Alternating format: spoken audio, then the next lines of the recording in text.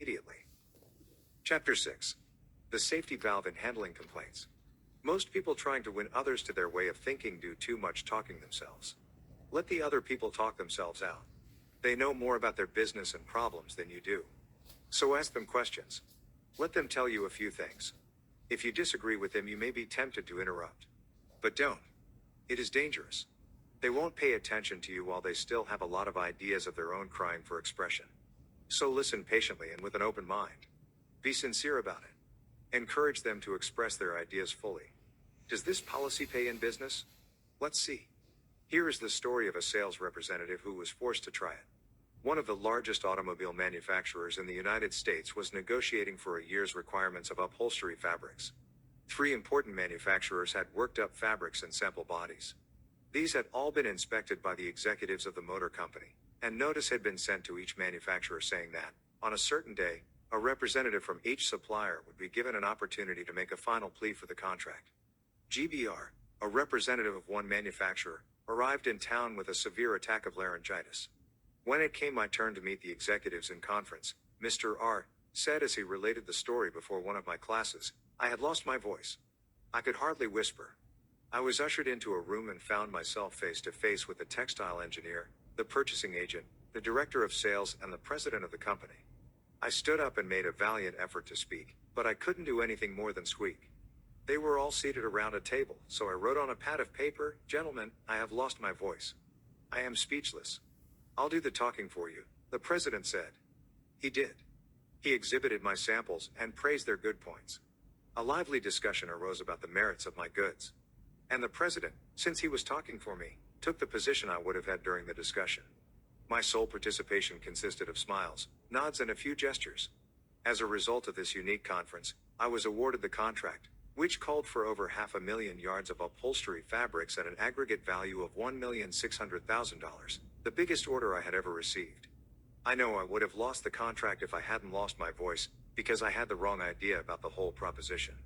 I discovered, quite by accident, how richly it sometimes pays to let the other person do the talking. Letting the other person do the talking helps in family situations as well as in business. Barbara Wilson's relationship with her daughter, Lori, was deteriorating rapidly. Lori, who had been a quiet, complacent child, had grown into an uncooperative, sometimes belligerent teenager. Mrs. Wilson lectured her, threatened her, and punished her, but all to no avail. One day, Mrs. Wilson told one of our classes, I just gave up. Lori had disobeyed me, and had left the house to visit her girlfriend before she had completed her chores. When she returned, I was about to scream at her for the 10,000th time, but I just didn't have the strength to do it. I just looked at her and said sadly, Why, Lori, why? Lori noted my condition and in a calm voice asked, Do you really want to know? I nodded and Lori told me, first hesitantly, and then it all flowed out. I had never listened to her. I was always telling her to do this or that. When she wanted to tell me her thoughts, feelings, ideas, I interrupted with more orders. I began to realize that she needed me, not as a bossy mother, but as a confidant, an outlet for all her confusion about growing up. And all I had been doing was talking when I should have been listening. I never heard her. From that time on, I let her do all the talking she wanted. She tells me what is on her mind, and our relationship has improved immeasurably. She is again a cooperative person. A large advertisement appeared on the financial page of a New York newspaper calling for a person with unusual ability and experience. Charles T. Cubelis answered the advertisement, sending his reply to a box number. A few days later, he was invited by letter to call for an interview. Before he called, he spent hours in Wall Street finding out everything possible about the person who had founded the business. During the interview, he remarked, I should be mighty proud to be associated with an organization with a record like yours. I understand you started 28 years ago with nothing but desk room and one stenographer. Is that true? Almost every successful person likes to reminisce about his early struggles. This man was no exception. He talked for a long time about how he had started with $450 in cash and an original idea. He told how he had fought against discouragement and battled against ridicule, working Sundays and holidays, 12 to 16 hours a day, how he had finally won against all odds until now the most important executives on Wall Street were coming to him for information and guidance. He was proud of such a record. He had a right to be, and he had a splendid time telling about it.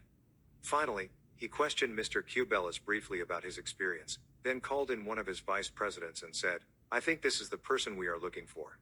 Mr. Q. Bellis had taken the trouble to find out about the accomplishments of his prospective employer. He showed an interest in the other person and his problems. He encouraged the other person to do most of the talking, and made a favorable impression. Roy G. Bradley of Sacramento, California, had the opposite problem. He listened as a good prospect for a sales position talked himself into a job with Bradley's firm.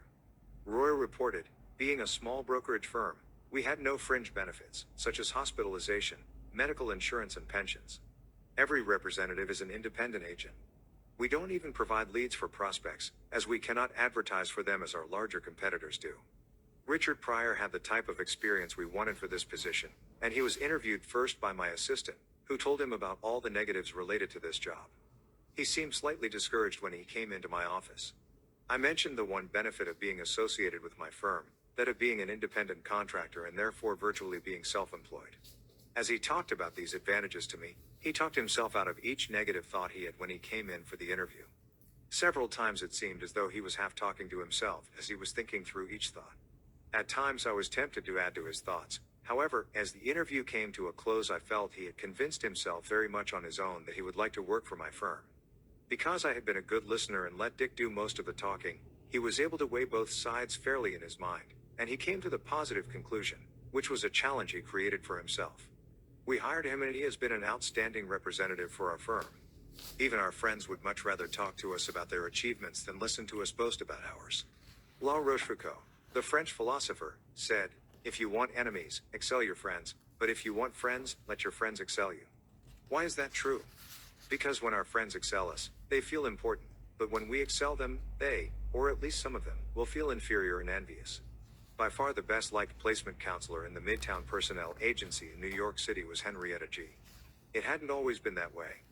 During the first few months of her association with the agency, Henrietta didn't have a single friend among her colleagues. Why?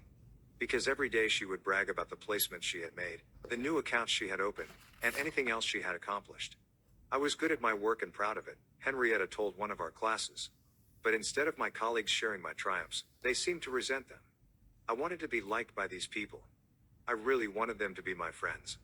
After listening to some of the suggestions made in this course, I started to talk about myself less and listen more to my associates. They also had things to boast about and were more excited about telling me about their accomplishments than about listening to my boasting.